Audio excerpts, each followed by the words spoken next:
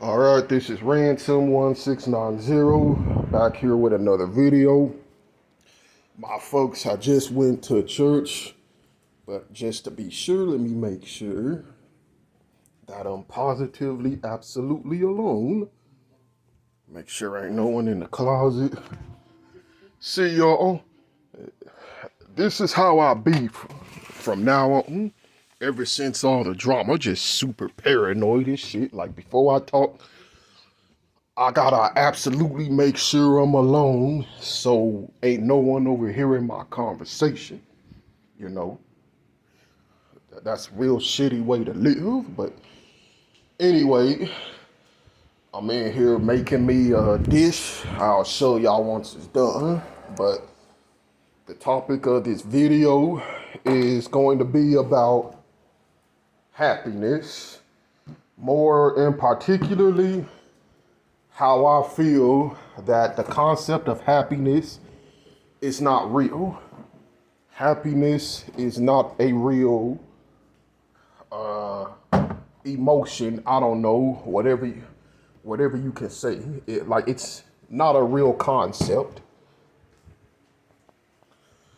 Because one thing that I've discovered is that when you feel happy about something, let's say you got a present for Christmas, or you just ate a really good meal or something, or let's say you seen a TV show and it made you feel a type of way, or you went on vacation, you may feel elated or happy about it, but that happiness, it may only last for a temporary amount of time. And you know, a lot of antinatalists say the same thing, that happiness, it only lasts a short amount of time. Now, why is that? Because the majority of what you get in this world is made up of mostly suffering, you see. And to put it more in perspective, again, you may go through an experience like the ones I've just mentioned that may make you feel happy for a short amount of time. But let's say you go through sadness, or someone makes you angry, or you encounter a bad experience in your life. That stuff lingers. So let's say you go through, like, again, I'm not going to repeat it, the happy experiences that I've just mentioned, like going on vacation. But then you encounter a situation and someone, let's say, beats you up real bad. Like they beat you up. They beat you up so bad to where it disfigures your face. Well, which of those two experiences do you think is going to have more of a lasting impact? The vacation that you went on, or being beat up real bad by a deranged individual? I'm pretty sure a lot of people was going to say being beat up by a deranged individual. And notice I said to the point of disfiguring your face. I mentioned that for a reason. Because any kind of pain you go through always has the potential, like mental too, but especially physical, it always has the potential to be life altering, you see. So let's say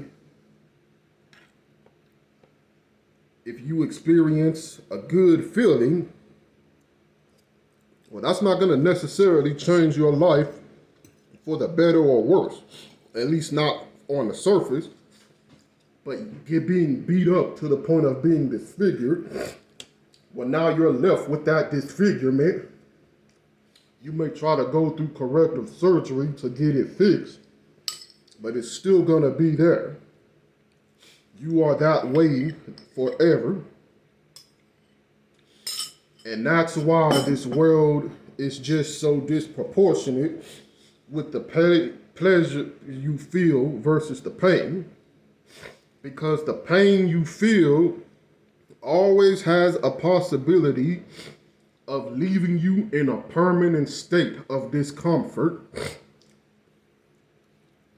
But that's not the same way for pleasure. Pleasure wears off, whether physically, mentally, and sorry y'all to be using this example, but I can't think of a better example here. But let's say, I'm gonna try to keep it appropriate here. But let's say you know how most people do when they feel in a type of way about the opposite or maybe the same sex, and they decide to have a bit of fun time, you know. You feel that orgasmic sensation in your body. But that's temporary. That goes away after a while. But your face get burned off, or your body get burned real bad, or you lose a limb. You know, your feet get chopped off. Or let's say you develop a cancer or diabetes or some shit. That stuff can have lasting impact where the pain and the discomfort of it never goes away. You know?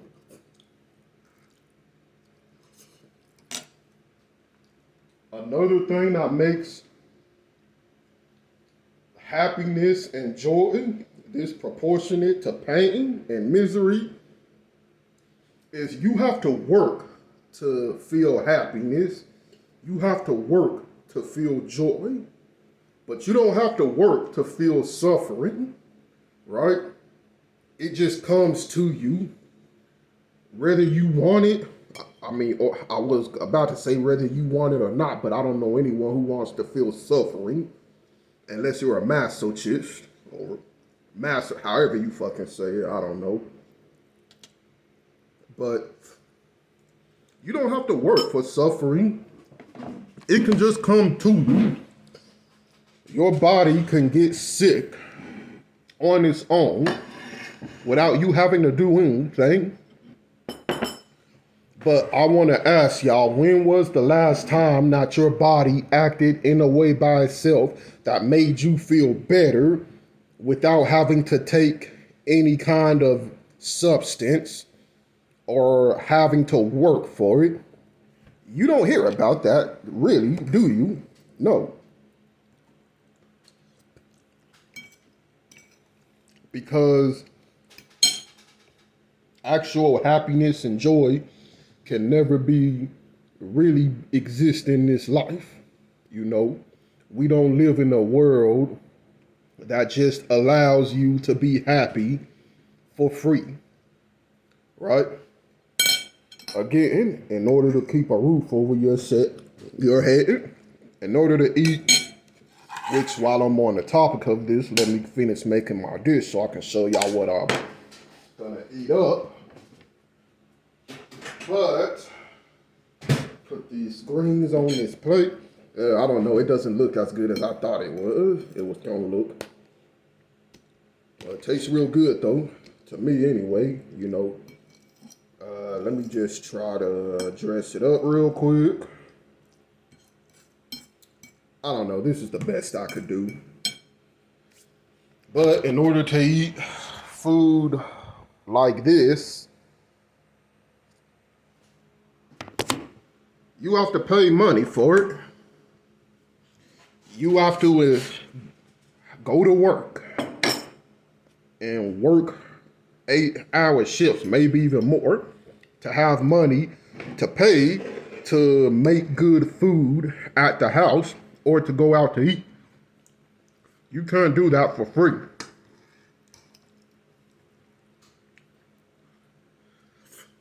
And so that's another thing that really just makes joy non-existence in this society, is the fact that you have to pay for it, essentially, but you can get suffering for free. And so considering those things, can we really say that there is a such thing as a state of happiness and joy here? You know, why is it that we need to constantly work to not be in a state of suffering? Because suffering is the natural order of this world, right? You know, and it's something that this person told me at Walmart when I was still working there. He told me that I'm gonna be pissed off for the majority of my life. It's gonna be something that's always pissing me off. And I didn't believe him at the time because, you know, I was still really optimistic back then. I was thinking, well, nah, you know, surely there is some good things to this world where I don't have to experience the emotion of anger all the time or of depression. But I'm looking back on his words and I'm telling you that he was right. Because that is exactly how I feel now in my current life, you know, in my present circumstance. Because it's always something in this world that can shake you and put you out of state of unease or discomfort. And again, you don't have to do anything to get that. It just comes to you. Think about being bullied in school. How many people who got bullied in school asked for that? You know? And so, again, that's just the natural state of this world. It's misery. It's suffering, unfairness, crookedness, just stuff that nobody wants to experience, but it exists because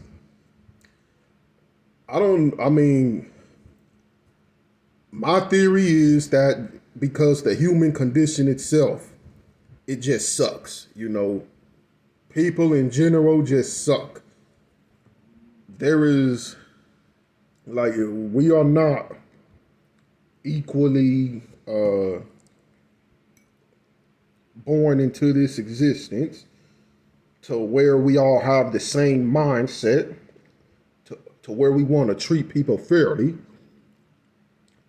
And again, because of the natural state of suffering of this world, that may wind up shaping the character of individuals to where they start to not care much about another person, or they start to only look out for themselves.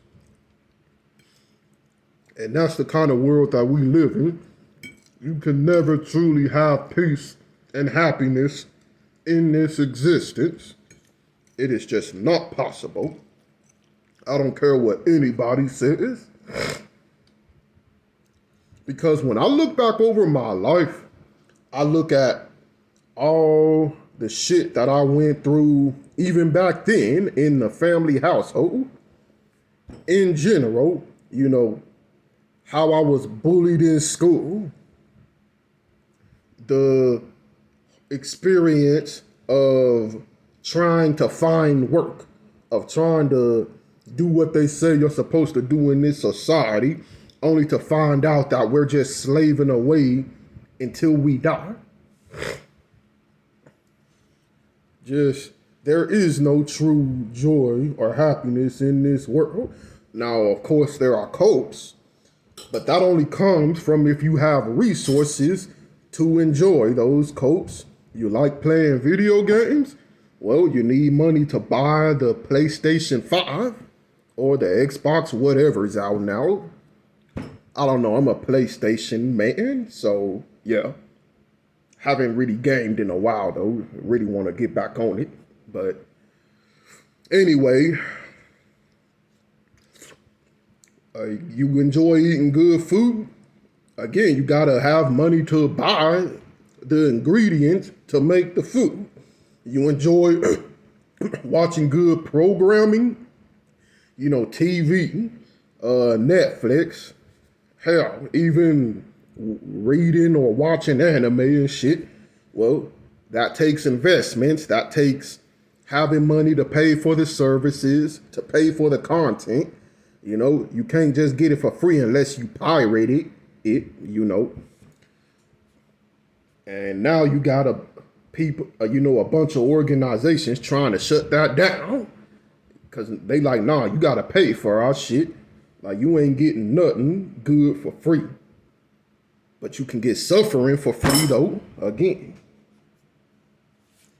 so it's like just thinking about all those things. Why would any parent want to bring a child into a world like that? Into a world where suffering is something that you just get involuntarily without having to do anything. But if you want to actually experience joy and pleasure, you have to work and pay for it. Now, I don't believe in being lazy, I do enjoy working out when I'm in the mood and when I'm not feeling like shit. Fuck you, Mom, for making me constantly feel like shit. But anyway, I do enjoy the process of some work, but it's mainly stuff to better myself, I do enjoy working on my art. Those are the type of work that I enjoy.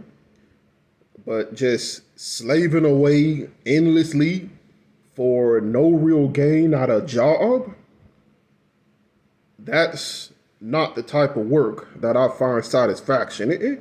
So I do believe that there should be a balance, that, some form of work can be good and it can build character, but not the kind of work that a lot of people are doing where they're just slaving away for a company that doesn't give a shit about them. Right. That's not the kind of work that makes you better. But that just goes back to what I say, that, joy and happiness is not the natural state of this life. Just to even be able to do work that you enjoy, you have to do work to get to the meaningful work, if that makes sense. Let's say like being an entrepreneur or starting a business, and then you essentially have to get permission from people and, landowners to be able to do this kind of stuff. So again, it just goes back to like, you can't even do your own stuff for what you want to do on your own accord.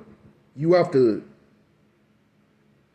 like go through just, again, having to seek approval from this society to even be able to do what you want to do.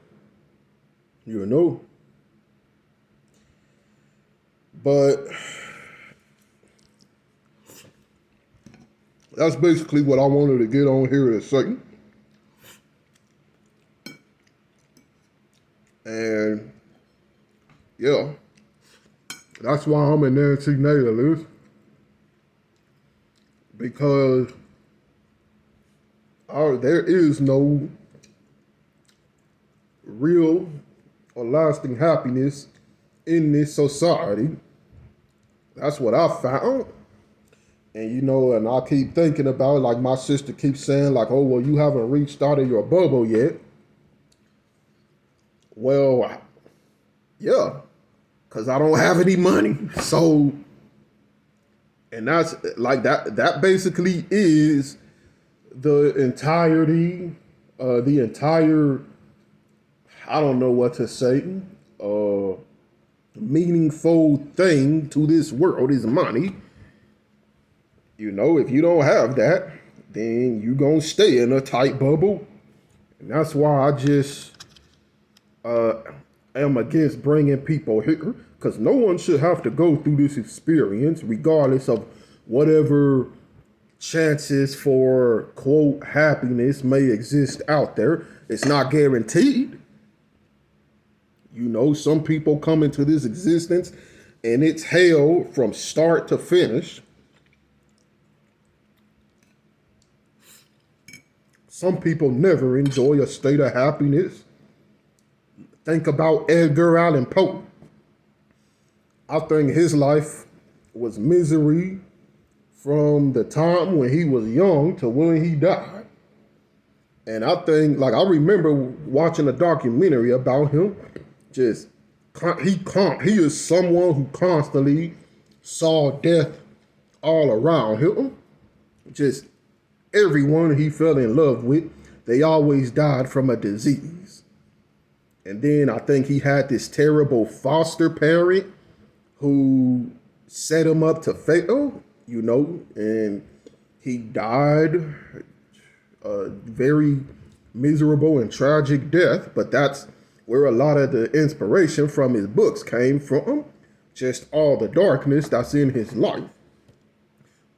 And really, that's the majority of what this world has to offer is just darkness, you know, with maybe a little bit of sprinkles of happiness. And it's all just a facade. But a lot of people don't want to see that. They don't want to know that. So they try to mask it through quotes again. But not me. You know, I'm going to tell y'all, it doesn't matter how much artwork I enjoy, how many good food that I eat, or how much anime or manga that I read. None of that is going to ever make me forget that this world that we live in is naturally and predominantly dark, with little happiness to be found outside of the work you have to do to obtain it. And that's why I am an antinatalist, because I will not bring someone into this world to have to feel the way that I and many other antinatalists feel. It is not going to happen. And yeah, that's my video for today. So I'll get back to y'all with another one real soon.